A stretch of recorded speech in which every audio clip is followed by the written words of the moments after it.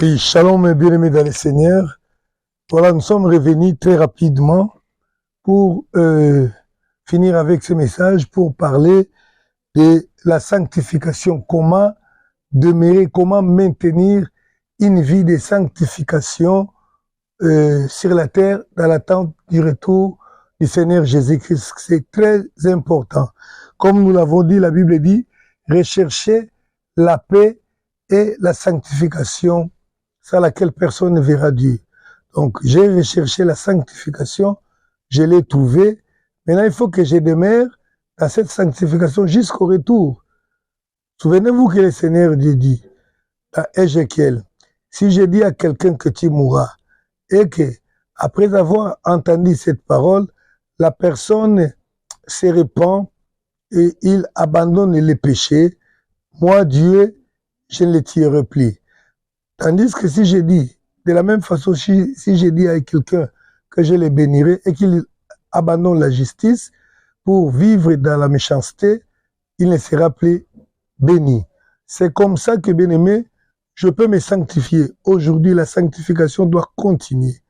Et s'il est important de comprendre comment garder cette sanctification acquise chèrement, au lieu de s'essuyer et puis penser se sanctifier, comme certaines pensent qu'il suffit de pécher et d'aller demander pardon, là c'est se sanctifier. Non, on se sanctifie en fuyant les péchés et non en péchant et puis en allant demander pardon. Nous avons dit que la sanctification voulue par Dieu, c'est celle qui est totale, qui concerne le corps, l'âme et l'esprit. C'est ce que nous avons dit à la leçon précédente. Et nous continuons pour expliquer ceci. Nous avons dit que l'esprit de l'homme représente les lieux très saints que nous avons vus dans les temples de Jérusalem, dans les tabernacles de Moïse.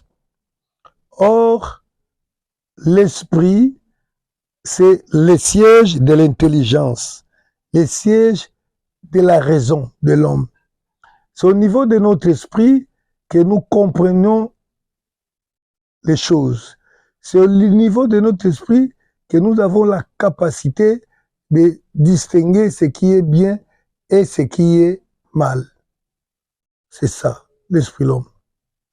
Dans la partie âme, c'est l'âme et le siège des émotions, des sentiments. C'est dans notre âme que nous éprouvons les émotions comme la colère, comme la joie, comme la tristesse. Tandis que le corps, nous le savons bien, c'est cette partie de notre être avec lequel nous servons pour vivre dans ce monde physique. Le corps est là pour toucher, pour faire tout ce que nous faisons là qui est visible et physique. L'esprit se trouve dans l'homme. Je dis c'est le siège de l'intelligence.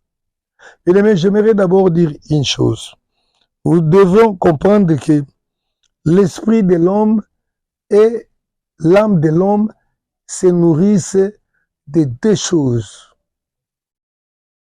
Donc pour se garder pur, il faut savoir nourrir ton âme et ton esprit de bonnes choses. L'âme de l'homme se nourrit l'esprit de l'homme se nourrit de ce qu'il voit et de ce qu'il entend. Donc la vie et l'ouïe, la vie et l'écoute sont des éléments qui nourrissent l'esprit humain et l'âme de l'homme. Voilà. Vous savez, lorsque je regarde quelque chose, je vois. Ne pensez pas que ce que je vis là va partir. Non. Les yeux de l'homme ont la capacité de prendre une image ou une photo et de la mettre, de le mettre dans la tête ou dans l'esprit de l'homme. Donc, quand moi je regarde quelque chose, je regarde comme devant moi la caméra. Cette caméra-là, même si je quitte la caméra de mes yeux, elle peut rester dans mon esprit. Donc, il y a les images, toutes les images regardées entrent dans l'esprit de l'homme. Et lorsque les images entrent dans l'esprit de l'homme, ça reste là-bas. La personne va commencer à regarder les images qu'elle avait vues auparavant. Et cela devient l'imagination. C'est la raison pour laquelle on appelle les pensées imagination, car ce sont les fruits des images captées par les yeux. Les yeux regardent et puis ça entre dans l'homme, ça devient l'imagination ou autrement la pensée. La pensée, c'est toutes ces choses entrent dans les sièges de l'intelligence ou de l'esprit de l'homme. Et lorsque je regarde de mauvaises choses, ça entre dans moi, toutes ces mauvaises choses deviennent les fruits de mes pensées. Or, la pensée exprimée en son, c'est ce que nous appelons la parole. La pensée gravée en signe, c'est ce que nous appelons les écrits. La réalité, c'est quoi? C'est ce qui était entré dans l'homme, dans ce qu'il a écouté, qui deviendront ses propres pensées. Son intelligence sera nourrie par ce qu'il a entendu, par ce qu'il a vu. Alléluia.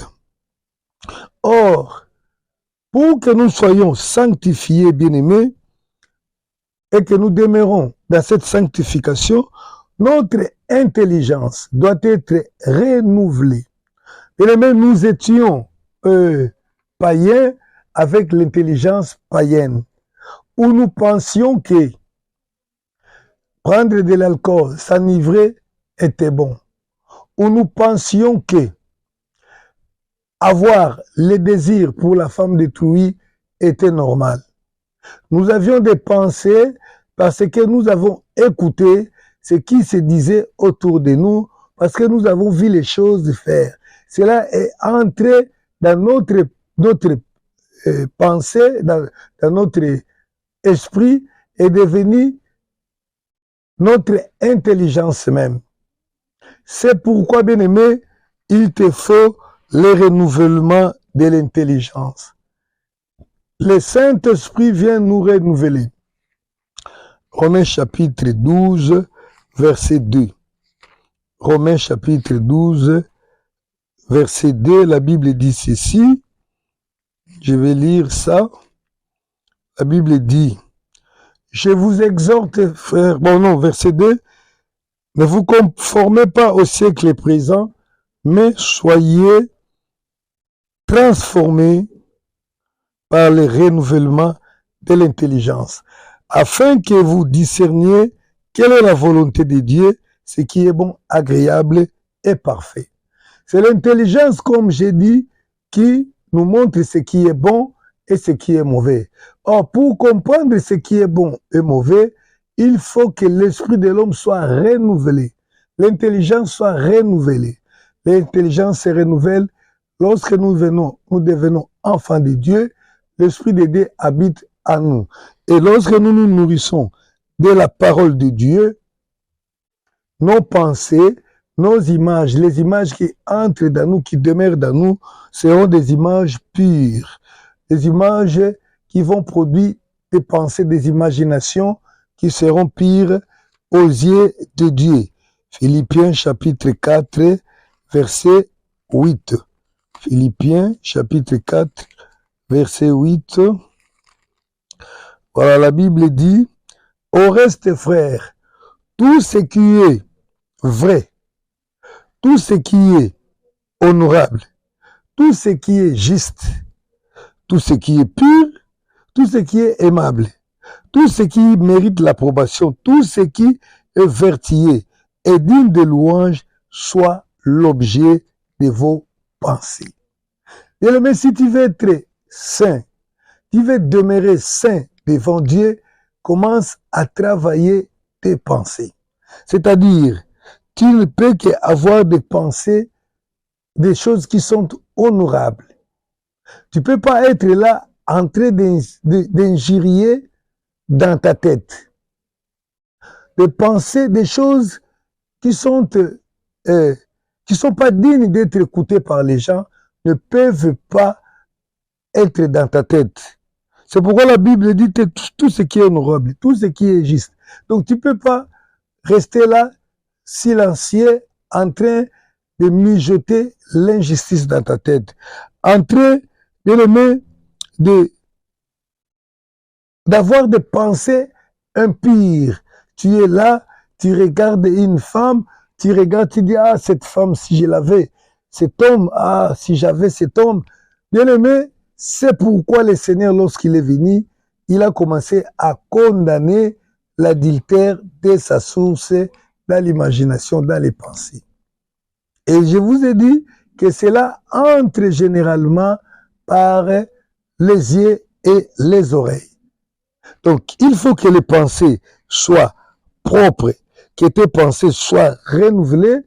Alors, il faut que tu mettes dans tes pensées ce qui est digne de louange, ce qui fait ce qui est honorable, ce qui est aimable. Tu ne peux pas avoir une pensée haineuse dans ta tête, une pensée de colère.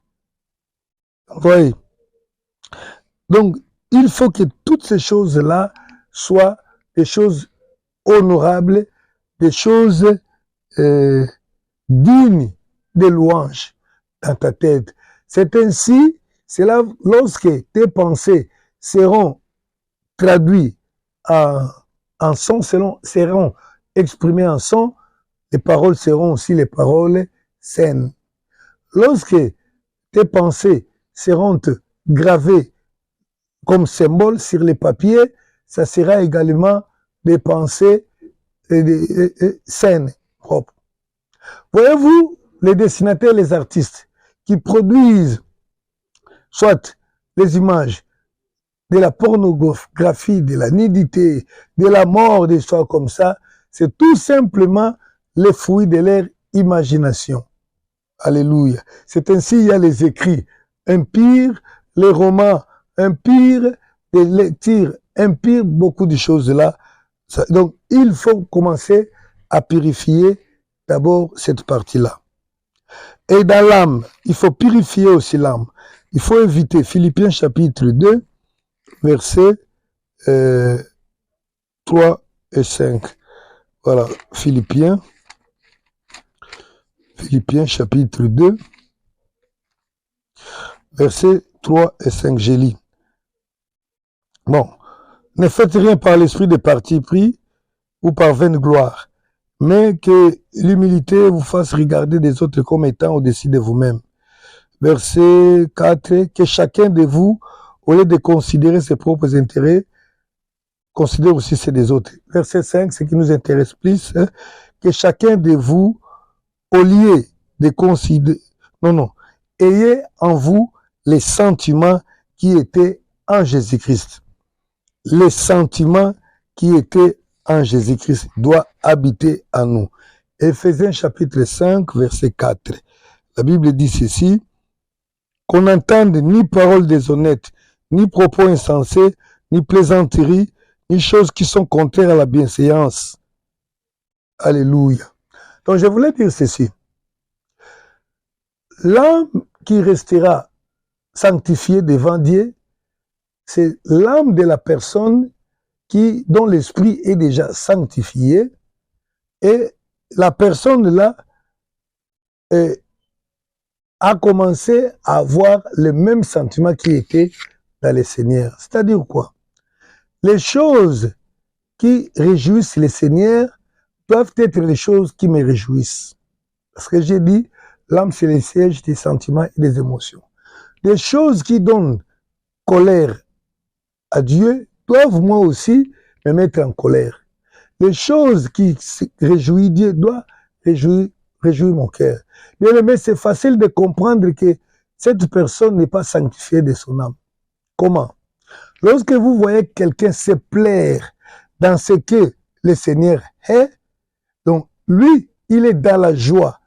Ce qui fait sa joie, c'est que le Seigneur, ce qui fait la tristesse du Seigneur, c'est que son âme est encore impure. Je prends un exemple. Bien aimé, une personne qui a l'âme sanctifiée ne peut pas se réjouir de voir la personne qui a détruit son corps. C'est-à-dire quoi? Une femme qui a mis le maquillage sur son visage, qui a changé ses cheveux, qui a dénaturé la nature que Dieu lui a donnée. Il a mis les mèches pour penser paraître joli. Et moi, j'ai dit, tu es jolie. Alors que Dieu regarde cette personne, il lui dit, cette personne a détruit mon temple. Donc, la Bible dit, Dieu fait toutes choses bonnes. Il a créé les femmes noires, jolies dans leur peau, avec leurs cheveux, avec tout ce qu'ils sont. Mais lorsque moi, je me réjouis dans ce qui ne réjouit pas Dieu, mon âme n'est pas sanctifiée. Donc, comme une partie de moi n'est pas sanctifiée, je ne peux pas voir le Seigneur. Moi, ça m'étonne. Même ceux qui enseignent la sainte doctrine, vous allez les retrouver liker sur Facebook une femme qui a changé son corps, qui a mis des cils, qui s'est maquillée, vous mettez j'aime. Je vous dis une chose. Lorsque vous mettez j'aime sur quelque chose que le Seigneur ne veut pas, c'est que vous n'êtes pas de son côté. Être saint, c'est être du côté de Dieu, penser comme Dieu, réjouir comme Dieu, haïr comme Dieu. Alléluia. Je pense que vous me comprenez. C'est ici où beaucoup de gens rateront le ciel parce qu'ils ne savent pas comment sanctifier leur âme. Bien-aimé, quelqu'un dont l'âme est sanctifiée se réjouit dans les choses qui réjouissent le Seigneur. Quelqu'un dont l'âme est sanctifiée est triste lorsque le Seigneur est en tristesse. C'est pourquoi, bien aimé, certains actes que nous posons, le Seigneur regarde et s'étonne si vraiment nous sommes ses enfants. Le Seigneur est triste lorsqu'un méchant meurt. Mais toi, lorsqu'un méchant meurt, même si c'est la personne qui t'a fait du mal, tu te réjouis, ton âme n'est pas sanctifiée. Toi, tu étais dans la tristesse, il est parti. Mais si toi, tu dis, ok, c'est bon, il nous a fait souffrir, ton âme n'est pas sanctifiée. Lorsque tu te mets en colère contre tes ennemis, or le Seigneur dit, bénis tes ennemis. Toi, tu réponds le mal pour le mal, cela veut dire que ton âme n'est pas sanctifiée. Il y a de ces gens qui se réjouissent lorsque on se moque des serviteurs de Dieu. Bien-aimé, quand tu te réjouis dans les gags, dans les sketchs où l'on se moque de Dieu ou des serviteurs de Dieu, ton âme n'est pas sanctifiée. Alléluia. L'âme sanctifiée ne se réjouit pas dans l'humour qui se moque de Dieu ou des enfants de Dieu. Pourquoi le Seigneur a dit, heureux l'homme qui marche selon les conseils de Dieu, qui ne s'assuit pas avec le moqueur. Tout ce qui se moque des enfants de Dieu, je les regarde avec un œil de pitié. Pourquoi? Parce que c'est comme ça que le Seigneur aussi regarde. Vous vous moquez des serviteurs de Dieu, bien sûr, mais tous ne sont pas des faux. Parce que la présence du faux signifie qu'il y avait d'abord les vrais. Sans faux, sans vrai plutôt, il ne peut pas y avoir les vrais. Donc, lorsque j'arrive devant une image, surtout en ces temps-ci où il y a les images qui pilulent sur les réseaux, lorsque je vois une image qui ne répond pas, c'est-à-dire une image qui se moque de Dieu, je zappe. Alléluia. Au niveau du corps, je dis, il faut que le corps soit tel que Dieu nous l'a donné, s'habiller avec décence. Je parlais dernièrement des femmes, mais il y a aussi des hommes qui portent des pantalons serrés, donc des pantalons moulants. Bien aimé, le monde est en décadence et c'est pourquoi le Seigneur viendra pour juger le monde. Alléluia. Donc, il faut préserver ton corps dans la sanctification. Loin des maquillages. Tout ce qu'on fait là, par exemple la poudre qu'on met, c'est pour tromper les autres, pour que vous paraissiez ce que vous n'êtes pas. Vous voulez paraître ce que vous n'êtes pas. C'est ça l'action que nous faisons dans les maquillages. Ce sont l'œuvre d'une femme de la Bible qui s'appelle Jézabel. Ce n'est pas une femme simple, mais c'est un esprit. Alléluia. Donc, pour se maintenir, bien aimé, il y a des choses qu'on doit faire. J'ai dit une chose ici, que l'esprit se nourrisse de ce que nous voyons et de ce que nous entendons. Bien aimé, si vous voyez la façon dont Ève était séduite, la Bible dit, premièrement, le diable a parlé à la femme. Il a écouté. Mais il ne s'est pas arrêté à écouter. La Bible dit, la femme vit que l'arbre, les fruits étaient agréables à la vie et bons à manger. Donc, la femme a regardé. En regardant, c'est Genèse 3, je crois verset 1 ou 6.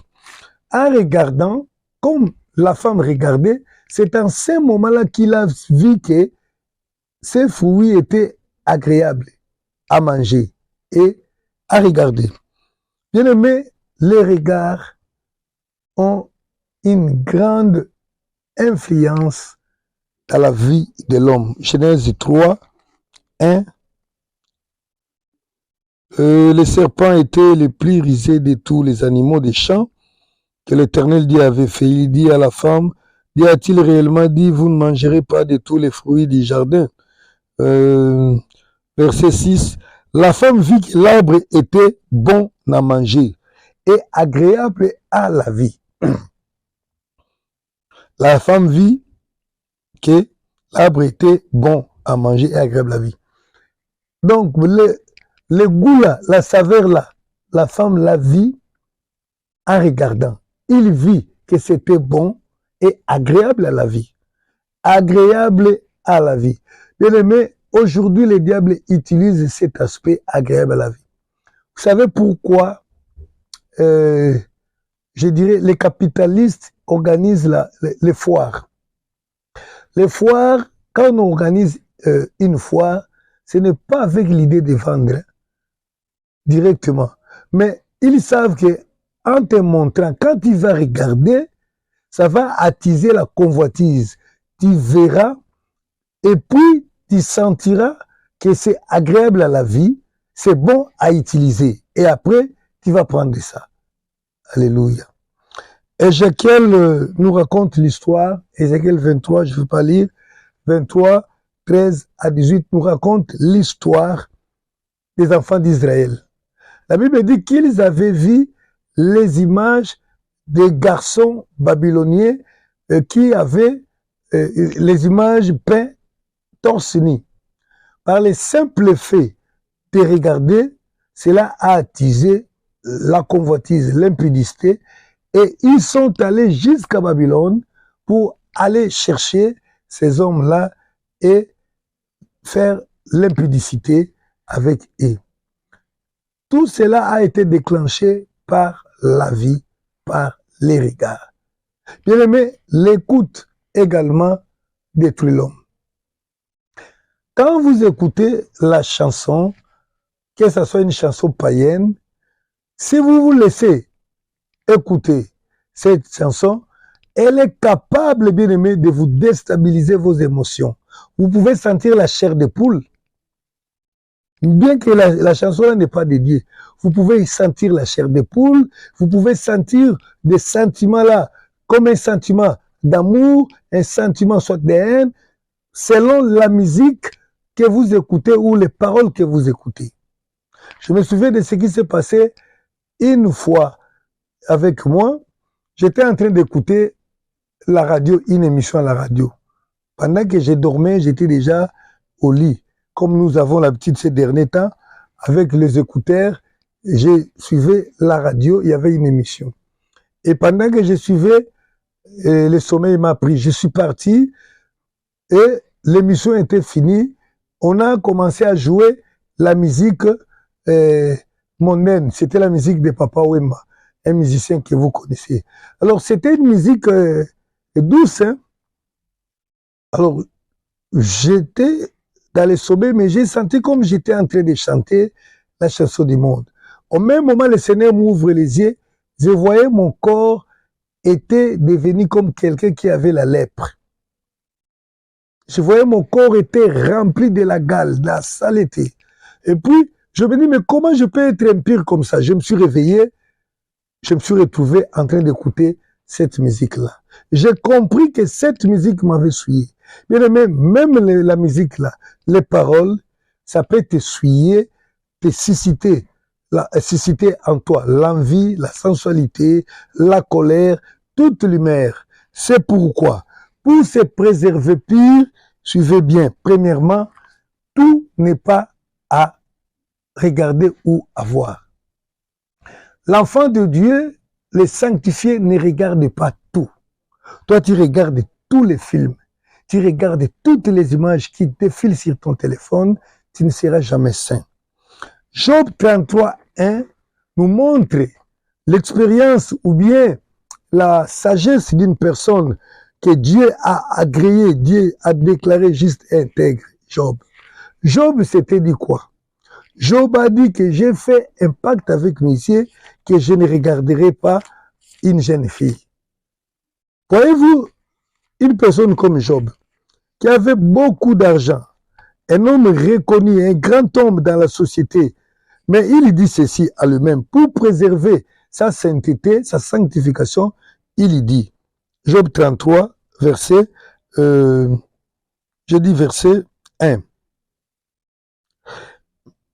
Maintenant donc, écoute l'oreille, non, c'est pas ça. Voilà, Job dit que j'ai fait le pacte avec mes yeux, je ne regarderai pas une jeune fille. C'est-à-dire quoi? Je suis en train de les chercher.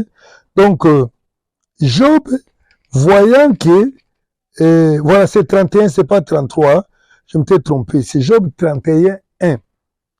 J'avais fait un pacte avec mes yeux et je n'aurais pas arrêté mes regards sur une vierge. Donc, Job a dit, si je regarde ces jolies filles-là, je risque de tomber. Alors moi, avec mes yeux, fini, tu passes devant moi, je change de regard. Je change de côté, je ne vais pas te regarder. Alléluia. Faites attention. Vous savez pourquoi David, les vaillants, les héros comme David étaient tombés? Regardez, voir. Et les gens intelligents ne regardent pas tout. De la même façon, les gens intelligents n'écoutent pas tout. Il ne faut pas tout écouter. Hein? Ils ne prononcent pas toutes sortes de paroles qui viennent dans leur bouche. Tu sais que Dieu avait même interdit aux enfants d'Israël de pouvoir prononcer les noms de Dieu des étrangers. Dieu leur dit, vous ne prononcerez même pas les noms de leur Dieu. Exode chapitre 23, verset 13. Exode 23, 13. Exode 23, 13. Voilà. J'ai lu. Vous observerez tout ce que je vous ai dit et vous ne prononcerez point les noms d'autres dieux qu'on ne l'entende point sortir de votre bouche. J'ai dit être saint, c'est exécuter ce que Dieu a dit. Dieu a recommandé que nous ne puissions pas citer les noms d'autres dieux dans nos bouches. Maintenant, vous savez ce qui se passe avec la musique du monde. Les musiciens du monde, la plupart d'entre eux ont fait le pacte avec les diables. Maintenant, en faisant le pacte avec les diables, ils connaissent les noms des démons. Maintenant, dans leurs chansons, ils vous amènent des paroles que nous appelons les messages subliminaux, c'est-à-dire des paroles que l'homme ne peut pas tout comprendre. Ils vous invitent, par exemple, à crier, dites « Oh !» Vous dites ceci. Excusez. Ils vous disent, criez ça. Même certains pasteurs occultistes le font. Alors, lorsque vous dites ces choses-là, vous êtes en train de citer parfois les noms de leurs dieux là. Ils savent qu'en faisant cela, vous vous souillez, vous péchez devant Dieu. C'est pourquoi ne chantez jamais la musique du monde. Tu ne sais pas tout ce qu'ils disent là. Tous les noms prononcés là, tu ne les connais pas. Tandis que lorsque je chante les cantiques de Dieu, je sais ce que tout ce qu'ils disent signifie. Même les cantiques des soi-disant chrétiens aujourd'hui, ce qu'on appelle la musique gospel. Lorsque vous entendez un nom prononcé bizarrement, faites attention. Ils peuvent t'amener à prononcer les noms des démons pour que ta bouche soit souillée, ton âme soit souillée, ton corps soit souillé et que le Seigneur te rejette. Donc, nous devons refuser d'écouter certaines choses, de parler de certaines choses, de regarder certaines choses, afin que nous demeurions dans la sanctification. 2 Jean chapitre 1, versets 9 et 10.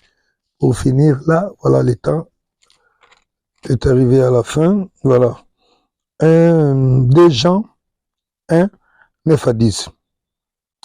Quiconque va plus loin et ne demeure pas dans la doctrine de Christ n'a point Dieu. Celui qui demeure dans cette doctrine a le Père et le Fils. Si quelqu'un vient à vous et n'apporte pas cette doctrine, ne le recevez pas dans votre maison et ne lui dites pas sali. Alléluia. La Bible dit quiconque va loin. Quiconque va loin ne demeure pas dans la doctrine. C'est pourquoi j'ai dit, nous n'allons pas au-delà de ce qui est écrit. Pour demeurer dans la doctrine de Dieu qui est ici. Christ a dit, enseignez-leur à observer tout ce que je vous ai prescrit. La prescription, elle est ici dans la Bible. Allez au-delà, vous n'avez pas Dieu. Et alors, si quelqu'un vous apporte une autre doctrine, d'ailleurs, ne les saluez pas, ne les recevez pas. Il faut refuser d'entendre certaines prédications. Vous savez déjà que ça ne veut pas aider. Abandonne, laisse ça. Alléluia. C'est en se gardant pur que nous sommes saints devant Dieu. Ainsi donc, bien-aimé, la sanctification est là devant toi. Il faut pour toi tout simplement comprendre et suivre les instructions du Seigneur. Évitez de tout regarder. Les films mondains, même certains films dits chrétiens, d'écouter la musique, de prononcer des choses qu'on ne peut pas prononcer. Nourris-toi des choses de la Bible. Tu veux dormir, tu vois tes pensées aller dans des commerces, dans les copes, dans l'argent. Essaie de méditer la parole de Dieu. Essaie de te souvenir d'un message ou d'un cantique que tu connais qui est pur et tu vas demeurer dans la sanctification. Au reste que le Seigneur nous bénisse. Amen.